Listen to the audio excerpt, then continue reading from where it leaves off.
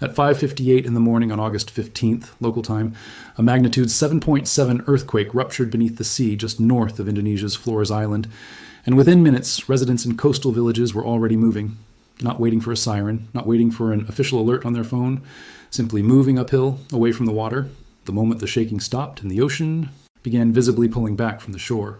As of this week, at least 47 people are confirmed dead. Nearly 160 homes have been damaged, and rescue teams still have not been able to reach Nagakeo, the region closest to the earthquake's epicenter, because landslides triggered by the shaking have blocked the roads leading there and disrupted communications entirely.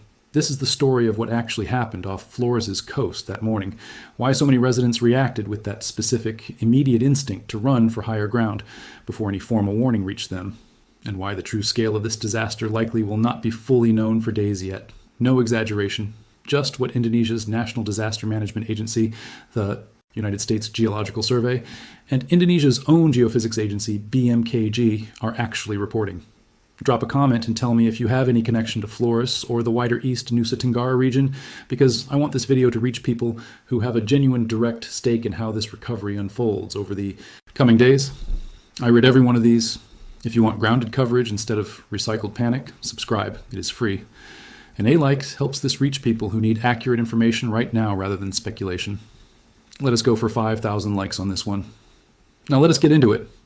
To understand why this earthquake triggered both a genuine tsunami and such an immediate, instinctive public reaction, you first need to understand the specific geology sitting beneath the seafloor north of Flores. Indonesia's own geophysics agency identified the source as the Flores back arc thrust, a fault where one section of crust is actively being forced up and over another, a thrust mechanism that tends to displace an enormous volume of ocean water directly above it when it ruptures, precisely the kind of movement most likely to generate a tsunami.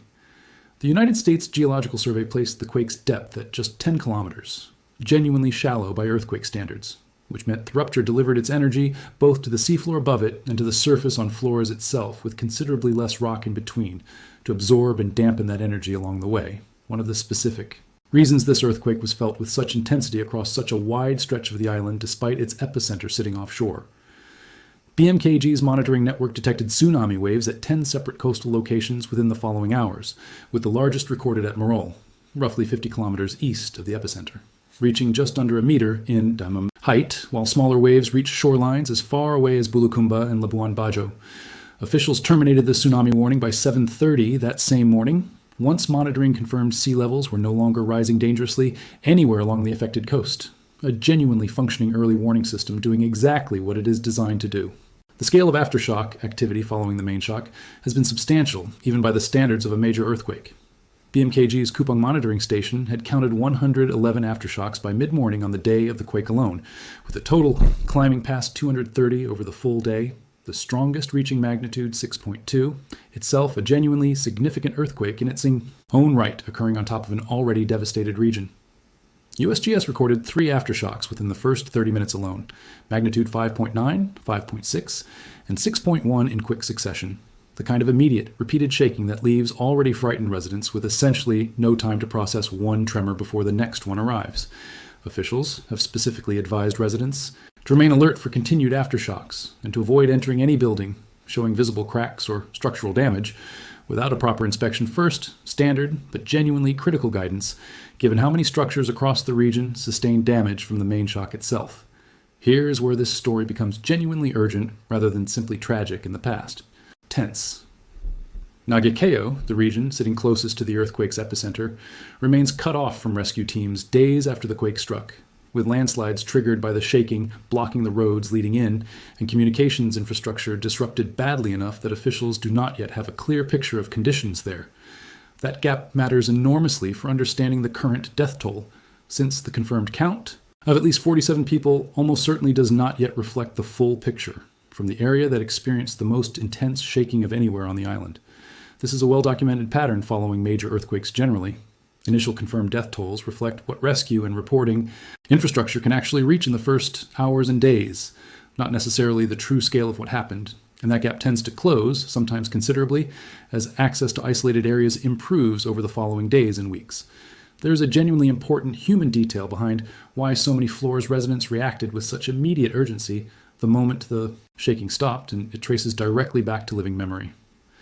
In December of 1992, a major earthquake struck the same general tectonic region and triggered a tsunami that killed roughly 2,500 people on Flores, one of the deadliest disasters in the island's modern history. BMKG itself specifically cited that 1992 event as the relevant historical precedent for this earthquake, occurring within the same broader tectonic setting, and residents old enough to remember it, along with the generations who grew up hearing about it directly from survivors and passed down as a kind of informal family safety instruction, appear to have carried that memory forward into genuinely life-saving behavior this time, heading for higher ground on instinct the moment they felt the shaking and saw the ocean pull back, rather than waiting for any official confirmation that a tsunami was actually coming. It is worth being precise about the broader regional context here as well, since a second-class, unrelated earthquake, a magnitude 6.9 event, struck Indonesia's North Sumatra region later the same day, roughly 2,000 kilometers away from Flores. Authorities confirmed no damage and no significant aftershock activity resulted from that separate quake. And there is no scientific basis for connecting the two events, since they occurred on entirely different fault systems within Indonesia's broader, famously active tectonic setting. A reminder that Indonesia's position across multiple converging tectonic plates means earthquakes striking different parts of the archipelago on the same day, while striking as a coincidence reflects the country's underlying geology rather than any shared cause between the two. It is also worth noting that this region has produced a genuinely complex pattern of earthquakes in recent years, not always along the pattern you might expect. A 2021 earthquake in roughly the same broader area actually ruptured along a strike-slip fault, where crust slides sideways rather than thrusting upward, a mechanism seismologists at the time noted was unusual for a region where thrust faulting typically dominates, and one that occurred on a fault that had not even been mapped among the 8 known fault systems in that specific area beforehand.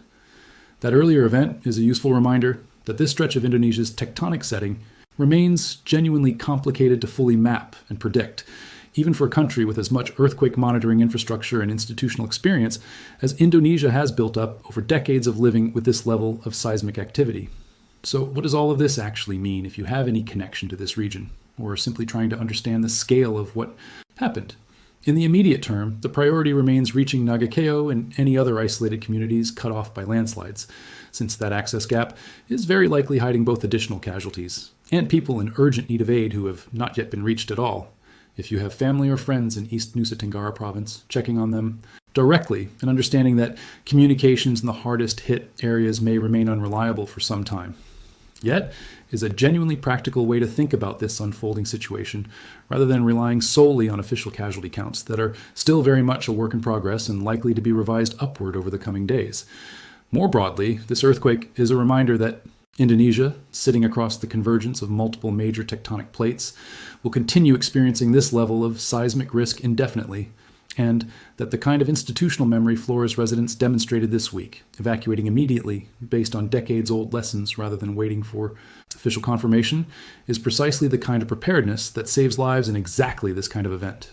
The honest, grounded summary is this: a magnitude 7.7 earthquake struck off the north coast of Flores, Indonesia on August 15th, triggering tsunami waves as high as nearly a meter, killing at least 47 people, damaging close to 160. High homes along with dozens of schools, health facilities, and other public buildings, and setting off more than 200 aftershocks within the first day alone. Rescue teams have still not reached Nagakeo, the region closest to the epicenter, due to landslide-blocked roads and disrupted communications, meaning the confirmed death toll is likely to rise as access improves in the coming days.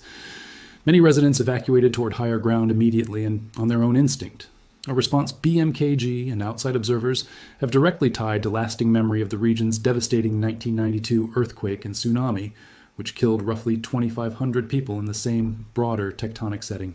We are going to keep tracking this recovery the way we tracked it today, straight from Indonesia's National Disaster Management Agency, BMKG, and the United States Geological Survey, not recycled headlines. Subscribe so you do not miss it as rescue teams finally reach the area still cut off right now, because based on how significant that access gap remains, this story is very much still unfolding rather than concluded, and the numbers you are hearing today are unlikely to be the final ones. And leave that comment below. Tell me if you, or anyone you know, has experience with earthquake preparedness in a high-risk region because of the instinctive evacuation behavior Flores residents showed this week is exactly the kind of lesson worth understanding regardless of where you live. Because behind every one of these casualty figures is a rescue worker in East Nusa Tenggara, trying to physically clear a landslide-blocked road to reach a community nobody has heard from in days. A 51-year-old woman in Talabura describing shaking strong, enough that she still has not fully processed it. A family somewhere overseas refreshing the news for any update on relatives they have not been able to reach by phone, and a generation of Flores residents whose grandparents' warnings about 1992 very likely saved lives this week that no official alert system reached in time. 5,000 likes on this one. Let us go. See you in the next one.